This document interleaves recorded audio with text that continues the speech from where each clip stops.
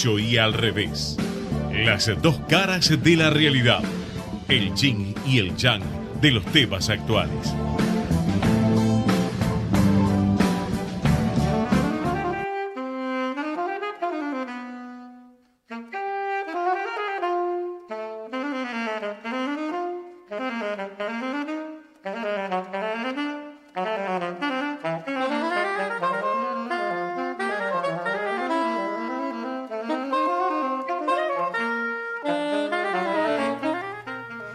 Buenas noches, aquí estamos nuevamente, programa 21 del Derecho y al Revés. Estamos con Eduardo Fabián Dubois, lo estamos extrañando a Alfredo Popritkin. Así es, solos en el atardecer. Solos en el atardecer, sí señor, y ya cayó la tarde. Estamos con la producción, como siempre, de Federico Politi, con Gerardo Subirán en la operación, en Ecomedios, AM 1220, y ustedes saben que siempre nos pueden llamar al 4325-1220, o también nos pueden mandar mail al derecho y al revés 2017 gmail.com, y nos pueden seguir por Facebook, que está muy activa la página de Facebook ahora, y donde siempre van a encontrar los programas y los reportajes después de que termina el programa. Yo quería, Eduardo, si no te parece mal, aprovechando que no está Alfredo, Al que extrañamos, vamos a decir que lo extrañamos, pero tenemos cierto margen de tiempo adicional. No, lo que tenemos además es un margen para hablar de algo que a mí me parece que es muy importante y que por ahí Alfredo hubiera sido un poco cuidadoso en nombrarlo porque está involucrado como un protagonista destacado. ¿Cómo no? Andrés Popritkin, el hijo de Alfredo, abogado penalista. Y me refiero a un caso grave, porque estamos hablando de ataques a personas homosexuales, a punks, pintadas xenófobas, daños a monumentos recordatorios de la represión ilegal, que realizaron en la ciudad de Mar del Plata durante un tiempo grupos neonazis. Y en esa causa, la DAIA, que es querellante, representada por Andrés Popritkin, se opuso a un arreglo que minimizaba todos estos delitos y que evitaba el juicio oral. Y me parece que es un dato para destacar, ¿no? Porque el arreglo sacaba de la discusión, dice Popritkin, dos cuestiones. El hecho de que los imputados formaban parte de una organización, lo que vaciaba de contenido los ataques, los convertía en acciones individuales, y además negaba que existieran los actos de discriminación que castiga la ley 23.592. A pesar de que se comprobó que los acusados atacaron a personas por ser activistas de agrupaciones sociales y militantes políticos y después de los ataques exhibieron tatuajes del Tercer Reich, ¿no? Son estas cosas que yo creo que la sociedad no debe olvidar. Sí, señor. En un momento donde el racismo no solo ataca históricamente a la comunidad judía, sino a los migrantes y a todas las distintas formas nuevas de ser distinto, ¿no? Tal cual. Así que bueno, me parece un tema importante para destacar. Sí, por eso queríamos empezar el programa destacándolo, y también queríamos empezar el programa destacando otra noticia del día, que es la ratificación por la justicia, por la Cámara Federal, el contencioso administrativo, de la decisión de primera instancia que resolvió que debe dejar el Consejo de la Magistratura el senador Godoy. Recuerdan seguramente nuestros oyentes que el senador Godoy debe dejar el Consejo porque no es abogado. Y esta es una cuestión que por un lado es técnico-jurídica, en el sentido de que se está ratificando lo que la ley dice, pero por el otro lado también involucra un tema político bastante considerable, porque puede cambiar la mayoría en el Consejo, a partir de que quien se incorporaría es el senador Urtubey, que tiene una posición política diferente, ¿no? Entonces, esta resolución de la justicia, que por un lado es significativa desde lo jurídico y puede dar lugar a un debate, por el otro lado desde lo político, por ejemplo, algunos jueces sometidos eventualmente a juris, como puede ser el caso del juez Freiler, del camarista federal penal Freiler, pueden ver registrado un cambio de situación prácticamente inmediata. Así que es otra noticia que queríamos destacar. Está muy bueno, sí señor. Y hay una tercera noticia, porque el día vino muy intenso, en la Argentina nunca hay mucho espacio para aburrirse, y es que la Corte Suprema dispuso que un empleado que perdió un juicio laboral pague los gastos del juicio. Pareciera una medida en la línea del presidente de luchar contra la industria del juicio. Estaría en esa línea, aparentemente. Yo no lo vería de esa manera, porque el caso es... Bueno, no le pusieron las costas al abogado. Ahí sería la industria. Eso en realidad es una decisión muy prudente. Imponerle las costas al abogado me parecería un horror. Seguro. Pero, no, el caso es interesante, porque si uno lee la noticia y no la aclara, puede sonar mal o exagerada. En realidad se trata de un juicio donde el empleado reclamaba por un supuesto accidente, pero no se presentó en varias oportunidades a las intimaciones que se le hicieron para ser revisado por los peritos. Es decir, que la responsabilidad de que el juicio fuera rechazado es exclusivamente suya, eso dice la Corte. Por lo tanto, no hay ninguna violación del derecho a reclamar en juicio, sino que lo que hay es la lógica responsabilidad por el hecho propio. El incumplimiento, claro, de una carga o de una prueba, digamos. Tal cual. Pero no deja de ser un fallo novedoso, por eso lo queríamos mencionar. Muy bien. Y dale. No, yo tenía un tema vinculado a este proyecto de responsabilidad penal de las personas jurídicas. Bárbaro. Que, como sabemos, es un tema interesante, que está siendo debatido. Y quería hacer un comentario más que nada técnico de esto para que se entienda. ¿Cómo podemos responsabilizar penalmente a una persona jurídica que en realidad es un ente ideal, no existe en la materialidad? Existen personas, existe una organización de elementos materiales e inmateriales, personas que las dirigen, personas que trabajan, pero no hay nada más que esto. Tal cual. Entonces, bueno, esto ha tenido una gran discusión en el derecho penal. Cómo llegar a la persona jurídica. Tradicionalmente solo se podía punir a la persona física, humana, diríamos ahora. Y ahí entonces es como que se construyen dos teorías, una teoría tradicional que podemos llamar vicarial.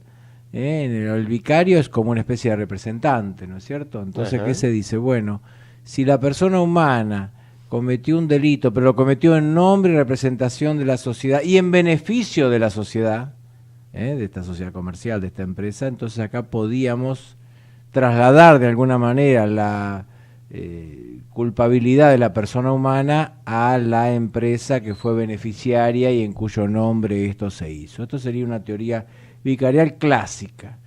Ahora, en cambio, la teoría que se está imponiendo es la culpabilidad por defecto de organización.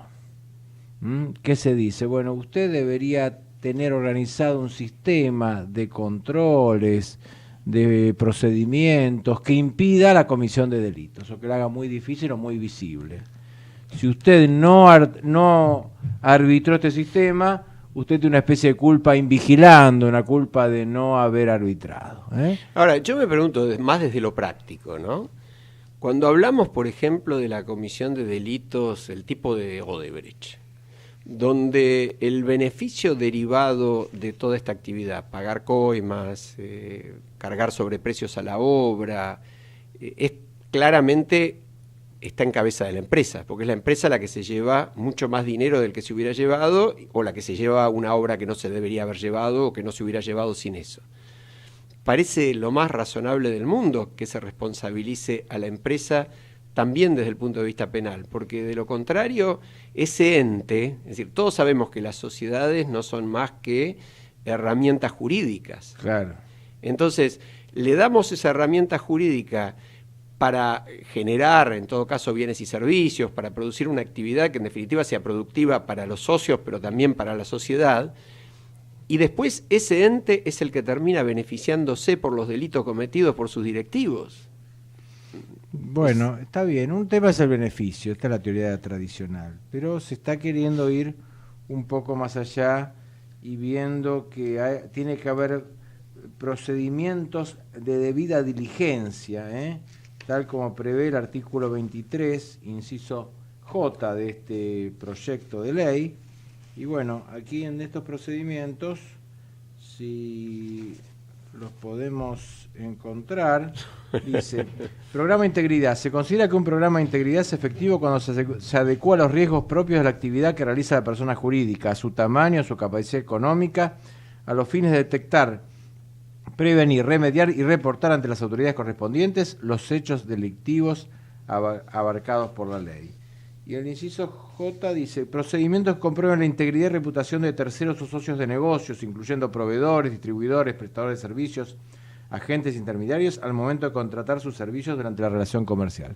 Es muy interesante esto. Esto se vincula un poco al complaint, un poco a todas las normas de procedimientos de cumplimiento que evitan cosas, ¿eh? Así como en el lavado tenemos procedimientos informativos para evitar lavado, bueno, estos serían procedimientos que cada sociedad debería estructurar dentro de su organización según su tamaño, para llegado el momento que estuviera conectada a algún delito, poder ver si hubo una culpa por no arbitrar estos mecanismos, o si no tiene culpa porque los arbitró y no obstante eso el delito se cometió. Es decir, por ahí te lo digo otra vez, en palabras más simples, sí, ¿no?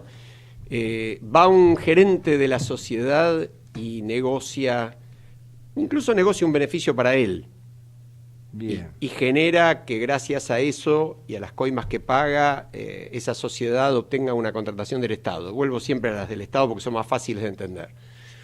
Lo que está diciendo este proyecto es que si la empresa no solamente no debe hacer esto a través de sus socios mayoritarios, directivos, personas responsables, sino que si lo hace algún funcionario de la empresa, aún sin que lo sepan esos directivos, pero la empresa no controló lo suficiente, es responsable de todas maneras. Claro, y fíjate, por ejemplo, que le pidiera declaraciones juradas de bienes a los gerentes o a los compradores o los vendedores, ¿no? A claro, sus compradores o vendedores, claro, o que fiscalizara, o que de alguna manera estableciera procedimientos de lo que esto resultara, si se está haciendo o no se está haciendo, ¿no?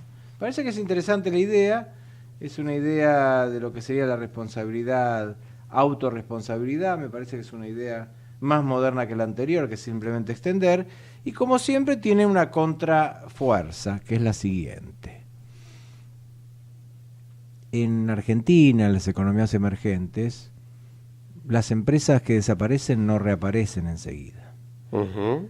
No hay un mercado de creación de empresas importante en el cual vos digas, bueno, a esta empresa la cerramos porque le aplica una multa, la empresa quiebra, no la puede pagar, paga lo que puede, desaparece, y este personal va a ser enseguida tomado por otra, y estos recursos materiales, herramientas, maquinarias, todos van a ser enseguida puestos en el mercado y aprovechados, como ocurre en economías que funcionan.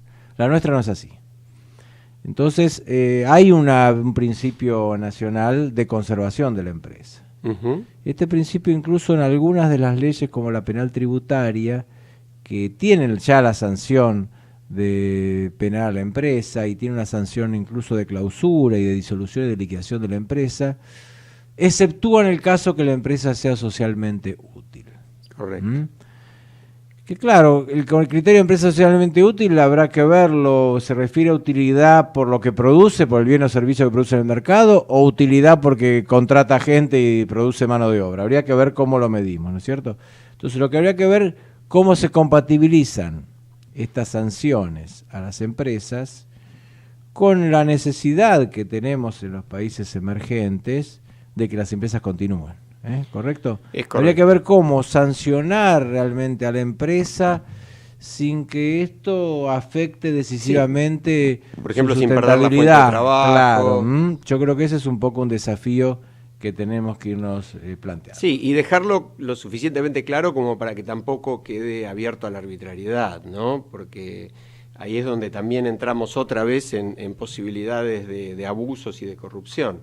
Ahora, yo pensaba, lo que vos decís se vincula con otro tema que teníamos para hoy, que es con motivo de la multa récord de 2.700 millones que la Unión Europea le impuso a Google por manipular los resultados de las búsquedas, pensar un poquito qué significa esto en mercados que están cada vez más concentrados, ¿no? Sobre todo a nivel global. Es decir, recordemos, lo mencionamos en el programa anterior, la acusación contra Google es la de distorsionar los resultados de las búsquedas de Internet para favorecer a su servicio de compras, Google Shopping, perjudicando tanto a rivales como a consumidores. Es decir, aprovechan uno que hace hoy. ¿Cuál es el verbo Confía. por ahí más conjugado? Googlea. Googlea, tal cual.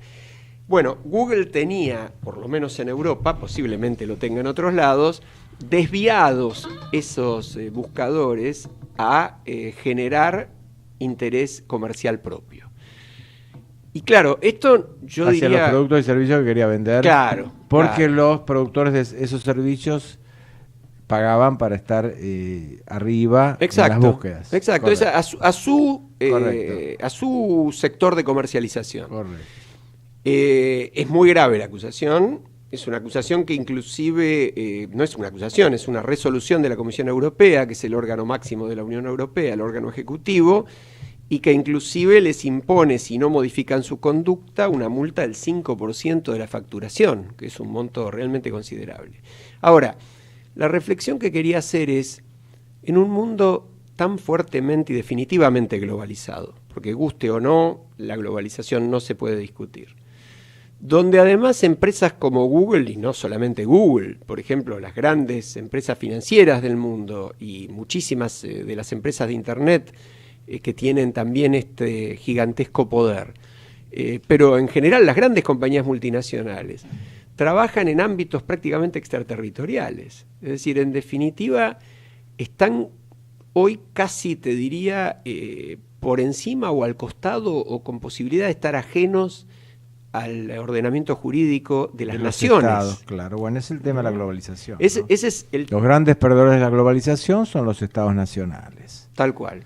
Y bueno, y los trabajadores, digamos, son las dos grandes fuerzas perdedoras, ¿no? Y los ganadores serían, en la parte financiera, el capital financiero internacional y empresas multinacionales. Esto se viene diciendo ya hace 20 años, no estoy diciendo se dice hace mucho, nada nuevo. Se escribió. La globalización tiene sus ventajas, pero tiene también sus inconvenientes. ¿Se puede frenar o no? No sé si conviene frenarla, lo que conviene es regularla, reglamentarla. Lo Ni que volver a las cavernas como quiere Trump, o como quieren algunos, pero tampoco seguir apostando y pedaleando y cada vez más acumulación y cada vez más pérdidas de empleos y pérdidas de soberanía de los estados nacionales, ¿no? Este tema plantea también cuestiones fiscales. Plantea cuestiones fiscales muy importantes. Regulatorias. ¿Y quién te protege frente a un monstruo transnacional? ¿Dónde vas a reclamar? El tema es que no hay ni leyes capaces de regular estos comportamientos, porque hoy, con el manejo tan veloz que tienen de los tiempos y de las ubicaciones, por ejemplo, un caso muy conocido, Luxemburgo. En Luxemburgo hay un edificio enorme de 4 pisos donde tienen su sede 400 grandes multinacionales. ¿La tienen en realidad? Por supuesto que no, hay una oficina de cada una o a veces compartida, pero ese es el domicilio que fijan y ese es el lugar donde terminan pagando una buena parte de sus impuestos y donde terminan declarando las ventas. ¿Por qué? Porque la tasa de Luxemburgo es el 3,5%, mientras que la tasa de otros países, sobre todo los del primer mundo, puede ser un 25, un 30, un 35. Con todo en eso yo creo que el círculo se va cerrando de a poco. Me parece que todo el tema paraísos fiscales y todo el tema de sistemas de baja fiscalidad está cediendo. Sí, por el momento sigue absolutamente vivo, ¿no? Ahora, al margen de la cuestión de la evasión, porque eso es evasión, yo digo, no hay normas que se puedan aplicar en todos lados. Vos decías régimen fiscal. Claro. Tendría que haber un régimen fiscal básico. Acá la que tendría que trabajar son las Naciones Unidas o acuerdos multilaterales. Habrá no hay que ver tribunales, qué pasa. no hay tribunales internacionales. No te olvides que el mundo dominó el poder económico internacional, lo dominó hasta 2001 y después ya los poderes políticos recuperaron protagonismo con la guerra contra el terrorismo, etcétera, etcétera. Y entonces ahora yo creo que puede haber más elementos para que los estados retomen su control rector de algunas cosas. Pero otras se van a escapar, son muy complicadas y a lo mejor los que tienen que ayudar son los consumidores. Sí, hay una película que no es, yo no haría una crítica positiva de la película porque no me gustó. Como película, que se llama El Círculo, se estrenó ahora el fin de semana pasado con actores muy destacados, Tom Hanks, y la protagonista de Harry Potter, que ahora se me escapa el nombre, pero es realmente también en esta línea muy interesante, ¿no? Porque El Círculo viene a ser una enorme multinacional de Internet que tiene tal poderío y tal incidencia, y es tanta la gente que tiene cuentas abiertas en el Círculo, que en el medio de la película, y le estoy un poquito anticipando, pero vale la pena para el comentario, se llega a plantear por qué no hacer las elecciones a través del Círculo. Las elecciones de presidente de los Estados Unidos y las elecciones de todos los países del mundo, ¿no? Sí, yo una idea que asusta. Te mando a la serie Matrix. Claro. Y Matrix, convengamos, es ciencia ficción. Es de alguna manera una distopía, o sea, una visión del mundo en vez del mundo futuro, en vez de la utopía, que es un mundo ideal, la distopía es un mundo lamentable, horrible. Y en esta distopía recordemos que las máquinas, hay grandes máquinas que dominan a los seres humanos en realidad están conectados y viven como sueños que las máquinas le van fabricando. Claro. Por ahí vuelve la realidad y se ven conectados dentro de una máquina, se escapan, bueno.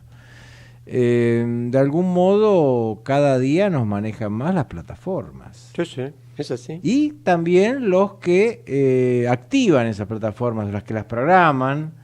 En algún momento se autoprogramarán y ahí agárrense, pero bueno, los que los programan son, y entonces Google, alguien está programando para que los clientes se vean favorecidos en las búsquedas. Bueno, el pánico de quedar bajo el control de las máquinas, anticipado hace muchos años, Odisea 2001, ¿no? Odisea del Espacio. Odisea del Espacio es un tema. Es un tema, pero yo creo que por ahora claramente el miedo es a los seres humanos que sí, tienen ese control. Hay algunas ¿no? mentes interesadas que están ahí.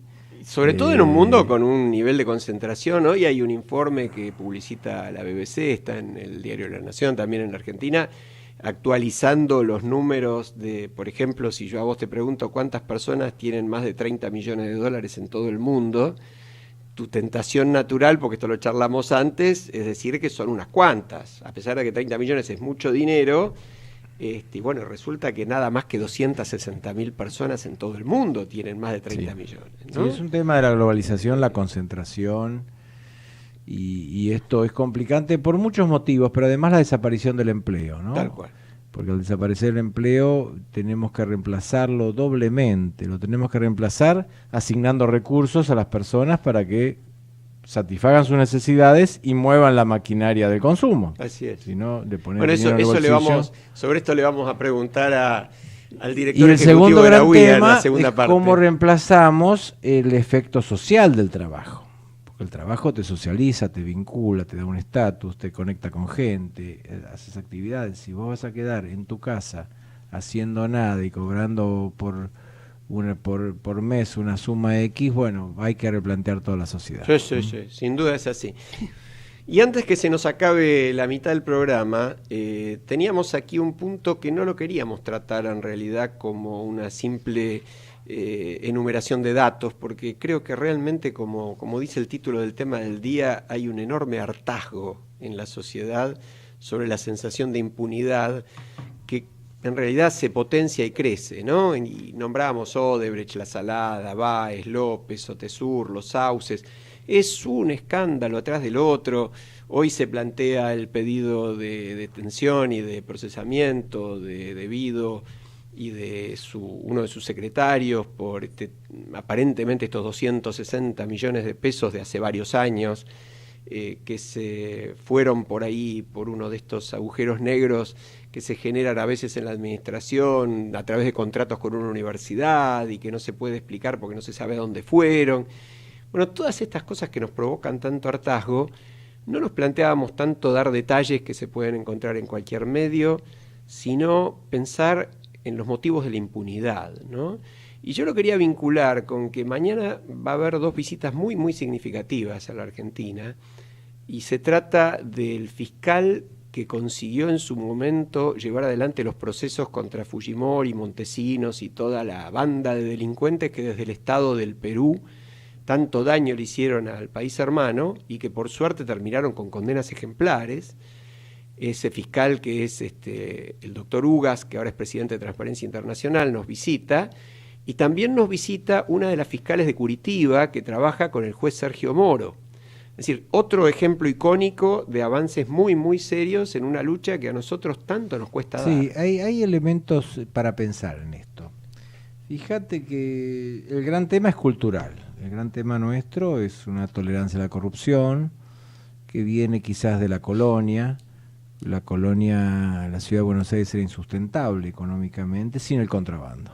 Pues los productos llegaban por barco a Centroamérica, pasaban en mula el Istmo de Panamá, volvían en barco a Lima y en mula de Lima a Buenos Aires. Imagínate a qué costo llegaba esa mercadería. Ahora, Edu, yo te entiendo eso, pero ¿tiene algo que ver toda esa historia cultural con que se evaporen 260 millones de pesos en una obra que no se hizo? No, tiene algo que ver con que no nos importe. Claro. Por eso te digo que es cultural. No es la cultura del robo, sino la cultura del no me importa. Tal cual. Entonces, en aquel momento, la ciudad se sustentaba en el contrabando, con Uruguay, con los ingleses. Y esto pareciera que en la sociedad argentina quedó. Ahora, lo que es curioso, que tampoco creo que haya mucha diferencia con la cultura brasilera en tolerancia a la corrupción. Uh-huh. Y Brasil logró algo que nosotros no logramos. Entonces pareciera que hay algún factor accidental, de suerte, de hartazgo en cierto momento social. Habría que ver por qué estos hechos se producen. ¿Por qué nace un juez que se tira contra un partido que sería como acá el peronismo? O sea, sí, contra los poderes constituidos, mete preso al principal empresario de Brasil. Sí, pero además de eso, acusa a un partido como si fuera acá el justicialista, uh-huh. Y un partido que seguramente va a ganar las próximas elecciones. Así es. Sin embargo, logra algo que sirve para todos y que después es imparable, porque hoy es imparable. Sí. Entonces habría que ver qué condiciones se dieron ahí como para ensayar la posibilidad que acá pudiesen repetirse. Ahora, vos fijate esta reflexión que se me ocurría mientras hablabas, ¿no? Hoy en la campaña electoral el tema de la corrupción, ya en la campaña electoral en la que estamos inmersos, el tema de la corrupción figura cuarto, quinto, no califica, a pesar de la magnitud de la corrupción. Y uno puede pensar, la economía está mal, sí, está sumamente complicada. Los motivos sería muy largo enumerarlos acá, pero bueno, que está mal, y que la gente se preocupe porque necesita sobrevivir es lo más lógico del mundo. Pero curiosamente, en Brasil también estaba muy mal, y venía en picada y muy mal. Y a pesar de eso, y a pesar incluso de un resultado electoral que no termine de castigar a los corruptos, por lo menos hay 100 que están presos con condena. Entonces, si lográramos eso, realmente habríamos avanzado, con independencia de qué política económica se aplique. Tendríamos que conseguir diferenciar las dos cosas, sacar de la discusión política partidaria la cuestión de la corrupción y entender... Sí. No es sencillo. También está el caso de Italia con la mafia, ¿no? Y todo lo que se hizo en su momento. Sí, y después vino Berlusconi. Y que se logró bien, pero sirvió, desbarató, ayudó. Fue muy importante contra algo que no se podía y también un país con una gran matriz de tolerancia a la corrupción. Es así. Entonces, habría que ver qué podemos aprender de esto. Yo creo que es muy interesante el tema de esta causa nueva de Río Turbio, no casualmente le viene bien el nombre de Turbio, porque puede poner sobre la mesa de verdad, obligar a poner sobre la mesa de verdad a uno de los protagonistas que más sabe del asunto, ¿no? Es decir, yo creo que no es casual que quien fue el ministro de Infraestructura durante 12 años y está directa o indirectamente mencionado, involucrado en casi todas las causas importantes, tenga que bailar esta pieza, porque habrá que ver si no tiene también en el momento de decidirse a bailar la decisión de invitar unos cuantos a que salgan a la pista, ¿no? Es un tema complicado. Coincido plenamente. Bueno, vamos a ir a la pausa. Después de la pausa lo tenemos al licenciado Diego Coats, director ejecutivo de la UIA, y realmente nos interesa mucho saber qué pasa con la industria nacional, qué pasa con el empleo, qué pasa con las pymes. Así que esperamos ansiosos charlar con él. Vamos a ver entonces qué música nos preparó el señor director para este entremedio. Hasta luego. Ecomedios.com AM1220. Estamos con vos. Estamos en vos. Descarga gratis de tu celular la aplicación Ecomedios. Podés escucharnos en vivo, informarte con las últimas noticias y entrevistas en audio y video. Búscala y bajate la aplicación Ecomedios. Podés vernos en vivo en ecohd.com.ar. Conectate con nosotros. Contestador 5 254 2353.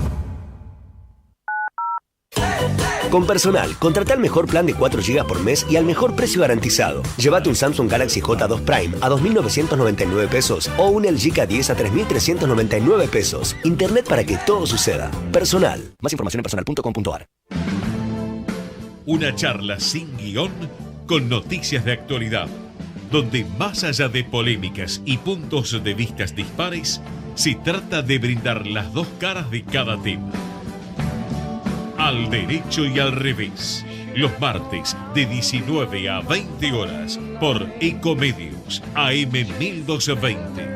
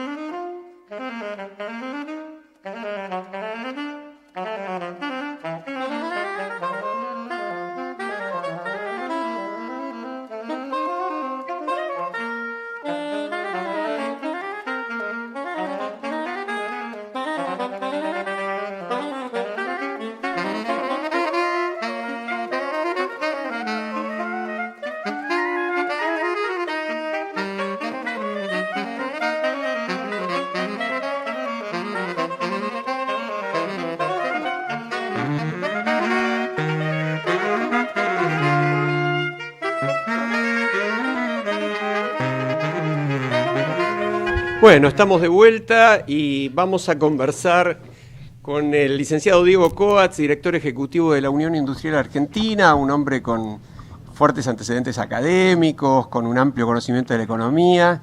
Diego, ¿cómo te va? Alejandro, ¿qué tal? Muy buenas tardes. Bueno. Buenas tardes, Diego. Soy Eduardo Fabier Dubá, acompañando acá a Alejandro y muy interesado en tus comentarios. ¿Qué tal, Eduardo?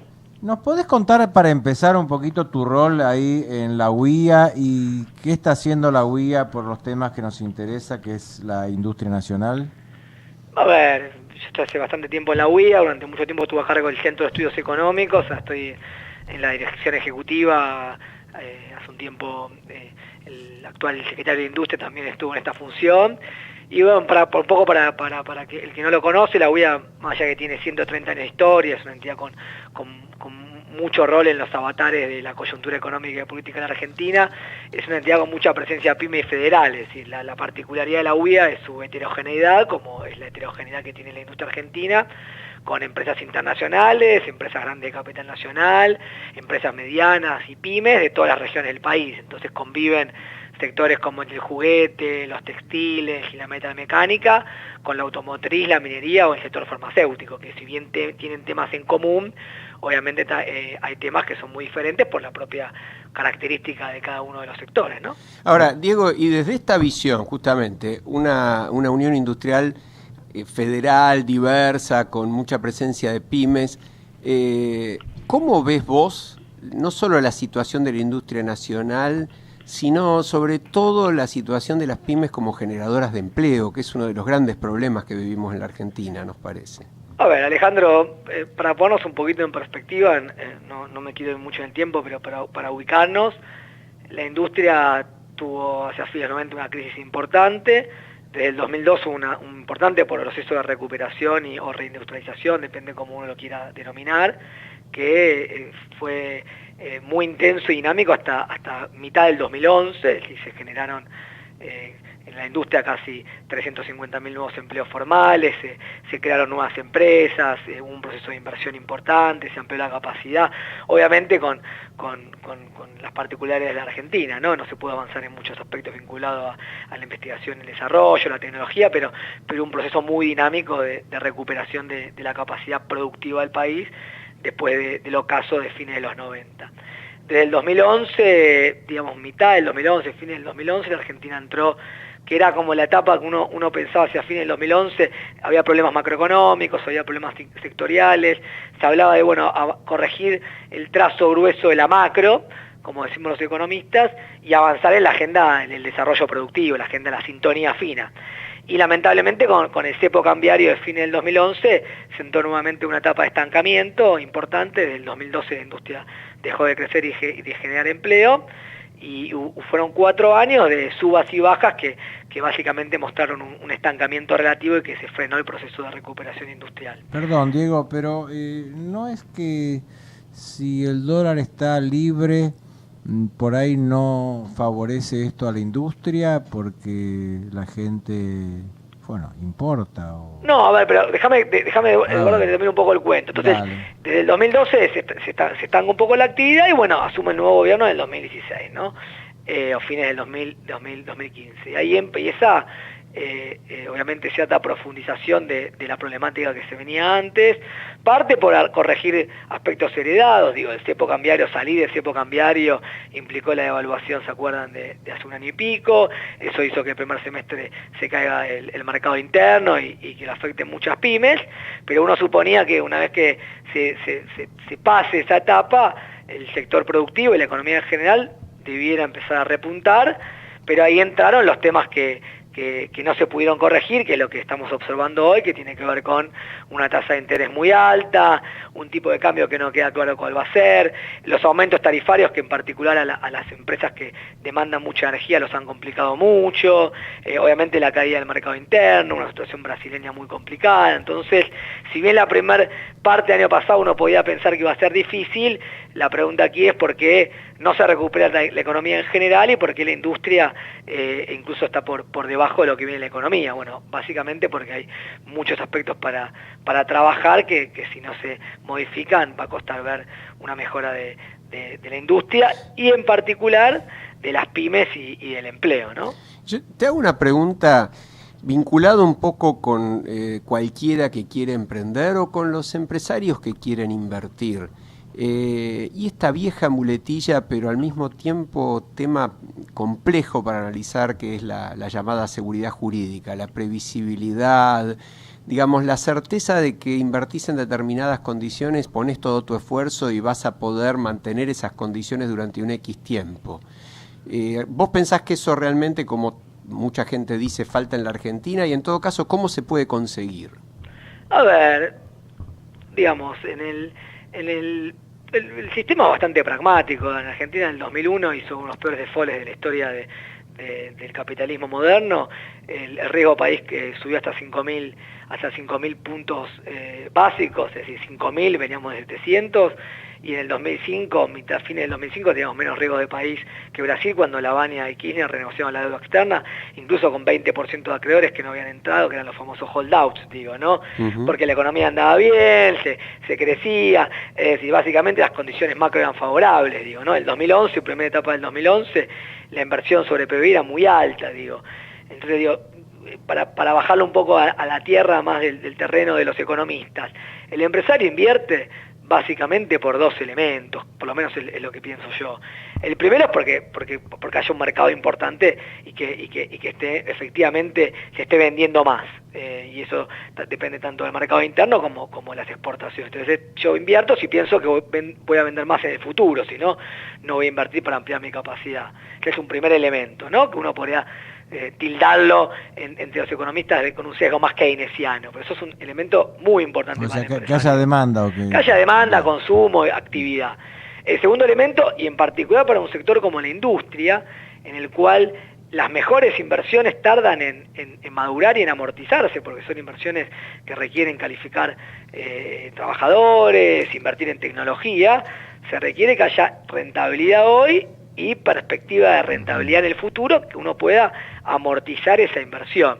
Y ahí, Alejandro, entra la famosa seguridad jurídica, porque finalmente en el futuro qué va a ocurrir con el tipo de cambio, con las condiciones, con los impuestos, con la previsibilidad, con los costos, que atrae la seguridad jurídica básicamente porque Argentina, más allá del CEPUS y otros avatares, es un país con democracia y con reglas relativamente claras, por suerte, de su vida institucional, pero donde aparece más el riesgo es, bueno, qué va a pasar en el futuro con los impuestos, qué va a pasar en el futuro con el mercado cambiario. Bueno, ahí es difícil pronosticar teniendo en cuenta la volatilidad o los cambios permanentes que hay en la economía argentina. Bien, te quería hacer una preguntita más puntual. Vos viste que últimamente hubo una especie de debate sobre la industria del juicio laboral, si qué es lo que está pasando con esto, pero hay un dato muy objetivo que se refiere a que tanto la pyme como la gran empresa tienen los mismos costos laborales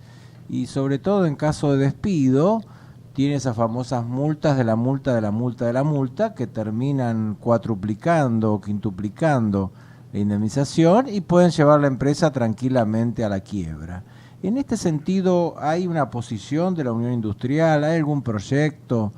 ¿Hay algo concreto que vos conozcas? A ver, nosotros de la UIA venimos trabajando con el tema de la RT y la litigiosidad laboral de hace mucho tiempo, en la modificación que hubo en la gestión anterior, con el gobierno de Cristina Kirchner y en la modificación a la ley actual que hizo el reciente gobierno. Acá hay datos que son objetivos, ¿no? Primer dato positivo es que la siniestralidad es un tema muy antipático, porque la siniestralidad en las fábricas cayó en los últimos 15 años casi un 50%, si los accidentes bajaron muchísimo, en un contexto donde hay mucho más empleo y mayor cobertura. Primer dato objetivo, bajó la siniestralidad. Es decir, hay menos accidentes. Y hay menos accidentes, 45% menos accidentes de los que había hace 10 años, con más empleo encima, ¿no? Porque hay más trabajadores, primer punto.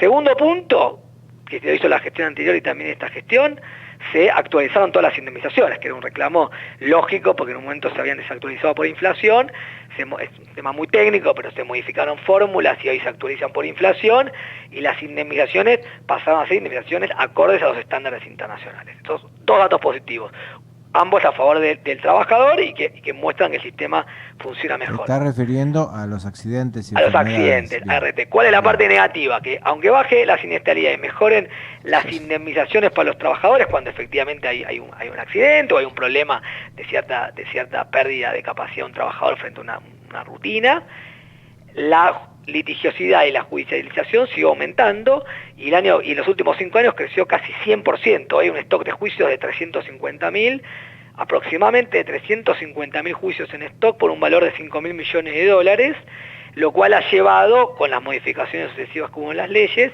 a que una pyme, por ejemplo del sector plástico, metalúrgico, esté pagando por la cobertura por el sistema de RT una alícuota de casi 10%, es decir, es 10% para financiar un sistema que está prácticamente en crisis, con juicios por todos lados, que no va al bolsillo del trabajador y es un costo para la pyme. 10% de la masa salarial. De la masa salarial. Es decir, por cada... Lo mismo que la jubilación, un aporte patado para la jubilación. Qué barbaridad. Ahora, eso no va al bolsillo del trabajador. Y ese es el costo, perdóname, que además no resuelve el riesgo, porque lamentablemente se siguen dictando todavía fallos según los cuales la RT responde hasta un punto, pero por encima de ese punto tiene que responder también la empresa.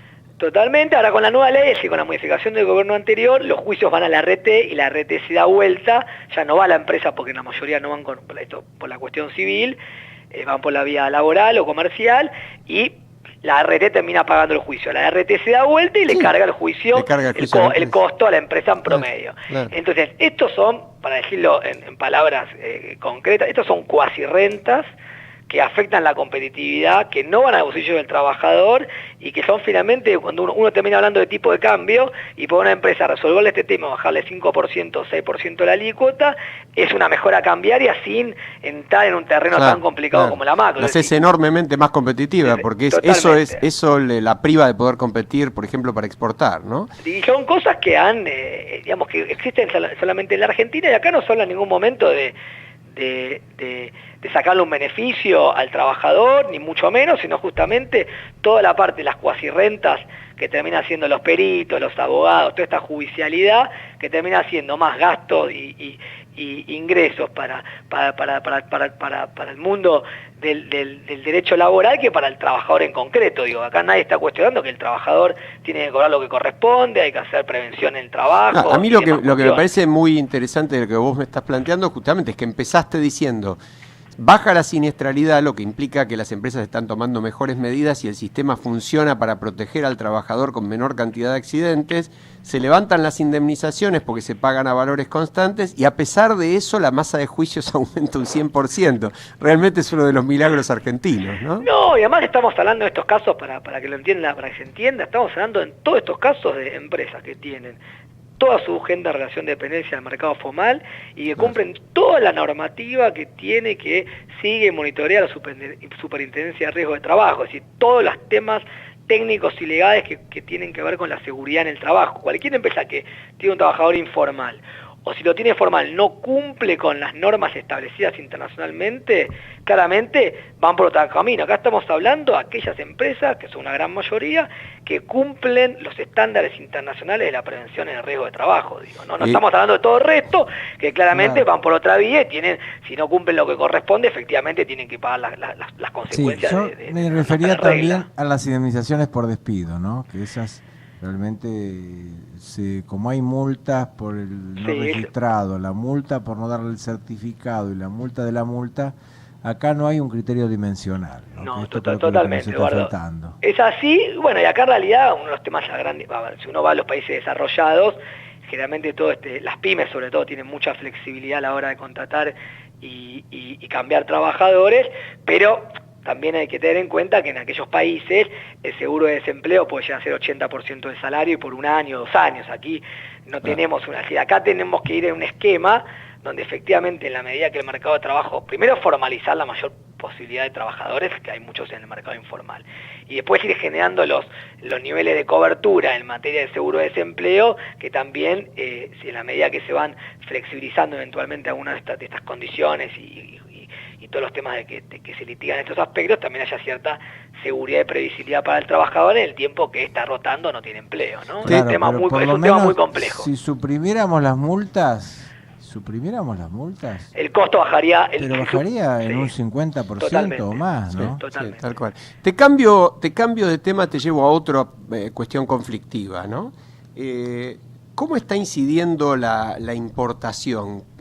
¿Cómo está jugando la importación en contra de la industria nacional? Porque, por ejemplo, leo hoy 2.400 empleos en riesgo por aumento de las importaciones de agroquímicos de China. A ver, primer punto, de todo lo que importamos, la Argentina importa, y llegó a importar en el 2011 en el máximo nivel de producción, casi 80.000, 75.000 millones de dólares. De todo lo que importamos, lo que nos preocupa es un 15% donde hay producción y empleo nacional. Hay un 85% que son o bienes que no se producen o bienes de capital o insumos fundamentales para el proceso productivo. Entonces, hay un 15% donde hay competencia, en particular de un país con prácticas comerciales muy desleales como China, ¿no? Donde hoy el déficit es fenomenal. Ahora, ¿qué pasó el año pasado y este año para no escaparme a tu pregunta?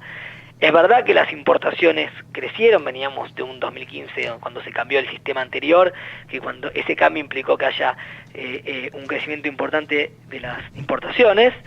Ahora bien, el principal problema es que esto se dio en un contexto de que caía la actividad, que cuando cae la actividad y en algunos sectores el mercado interno se deprimió casi un 15, un 20%, una pequeña suba de importaciones termina afectando muchísimo la producción. Entonces es una torta más chica con un aumento del porcentaje importador. Esto el gobierno obviamente tomó nota, este año lo intentó corregir. Acá la clave, básicamente, más allá de estos aspectos puntuales en algunos sectores, es que se recupere el mercado interno, ¿no? Si se recupera el mercado interno, uno puede convivir mucho mejor con las importaciones.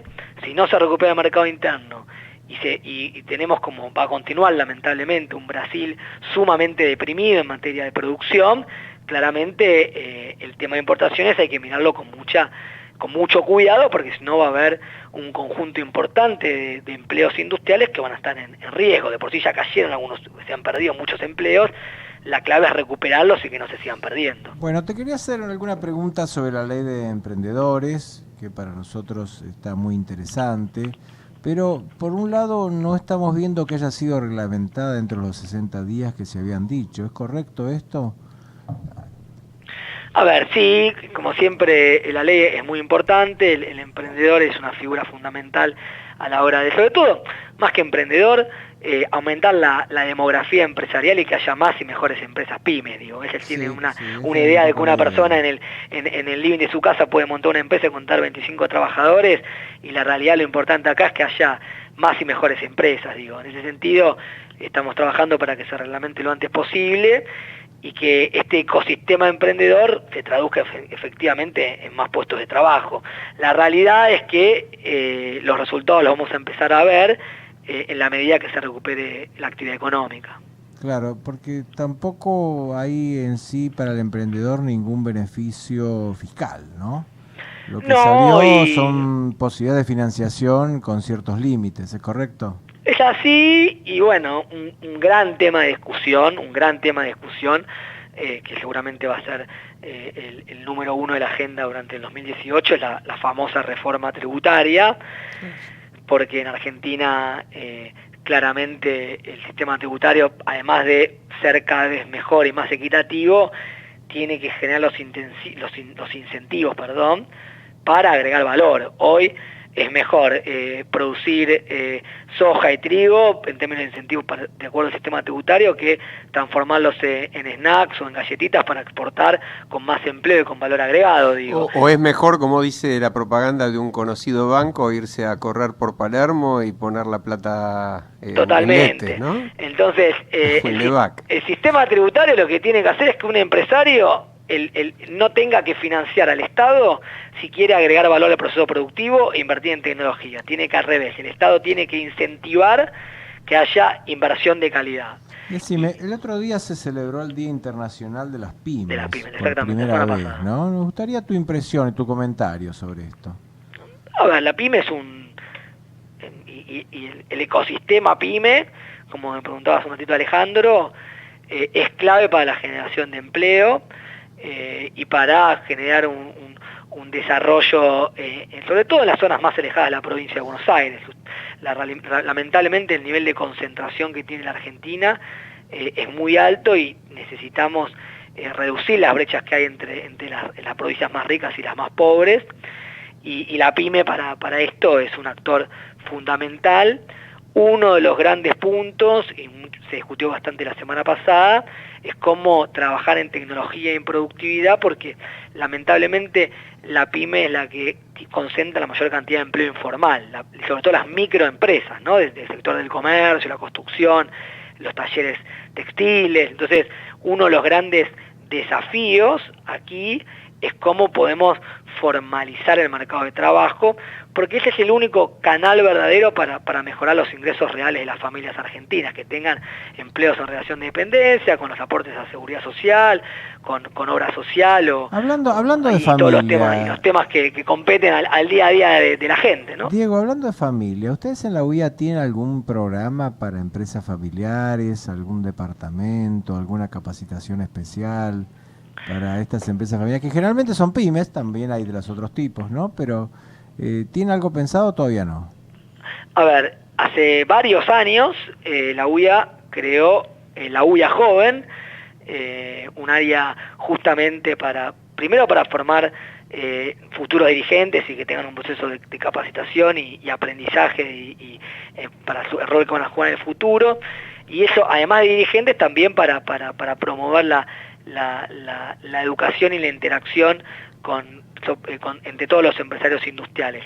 Y dentro de esa área UIA Joven, uno de los grandes temas es el traspaso generacional y justamente cómo se puede mejorar la transición de una generación a la otra a nivel empresa y en particular pyme, que siempre es muy complicado porque a veces cuando hay una generación que no está, todo el aprendizaje que tiene el padre o el abuelo, no, y sobre todo cuando uno habla de una industria, porque digo, y no por por competir con otros sectores, cuando un comercio uno lo abre y lo cierra en el mundo de forma más fácil, uno puede importar productos de China, el que se dedica al canal comercial, que está muy bien, es un proceso mucho menos complejo y que uno puede ir variando. Cuando uno tiene una pyme industrial que fabrica en Córdoba alimento elaborado y tiene que hacer una modificación genética, ver cómo lo puede exportar, venderlo en una góndola europea, o un bien de capital o una autoparte, ahí el aprendizaje y el rol mucho más complejo. El otro día hablaba, perdónenme que me extienda esto porque es fascinante por el cambio tecnológico y las cuestiones a nivel global. Hablaba con un empresario italiano que empezó siendo chatarrero y le vendía para el sector automotriz y después armaba autopartes para el sector automotriz. Y básicamente, más que pensarse como un chatarrero, un autopartista, uno lo puede mirar como alguien que sabe manipular y trabajar con el acero y con los materiales. Claro. El hijo, este era un empresario, un técnico operario que armó una linda empresa. El hijo tuvo la posibilidad de estudiar, hizo una ingeniería electrónica y fue la segunda generación.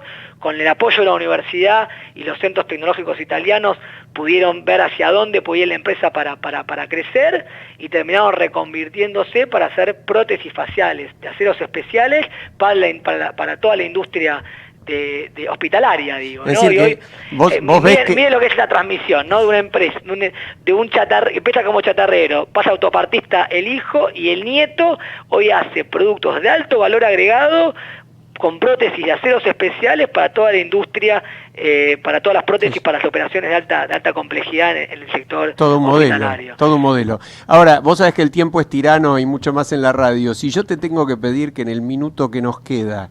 Un tuit me pedís, 140 caracteres. Claro, un tuit. Vos me digas... un tuit final. Vos me digas cómo ves los próximos 2 años de la Argentina. A ver, parte positiva, voy a ser corto. Argentina tiene plataforma industrial, recursos naturales, ahora más con Vaca Muerta y el gas, y tiene una población que, más allá de todo lo que avanzar en educación, tenemos trabajadores que aprenden y saben trabajar, que tienen capacidad de aprendizaje, que no es un dato menor. Entonces tenemos muchos activos. Lo que hay que hacer es esos activos ponerlos en valor y armar una agenda productiva de largo plazo, que es lo difícil, porque necesitamos una buena macro, una mejor macro y políticas industriales. Si logramos combinar un poquito esas dos cuestiones, uno puede pensarse que la economía y la industria se va a recuperar. Si no lo hacemos y se toma el atajo importador, de nuevo quedamos en la trampa de las LEVAC, que la tasa de interés, que la parte financiera, no vamos a ir a una recesión como la del año pasado, pero tampoco vamos a despegar, vamos a seguir en este nivel de producción. Buena síntesis, Diego. Depende un poco de lo que hagamos, lo que haga tanto la política pública, hay un rol de los empresarios, los trabajadores, poner esto en movimiento rápidamente. Buena síntesis, te agradecemos mucho. Muchas gracias. Diego Coats, director ejecutivo de la UIA, muchas gracias, un abrazo. Y le damos paso, ya estamos yéndonos, recibimos a los amigos de Vélez Radio, Carlos Martino, Diego Guitián, Tomás Amerio, preparándose. El Fortín se nos viene encima, señores. Hasta la semana que viene. Buenas noches, hasta la próxima, gracias.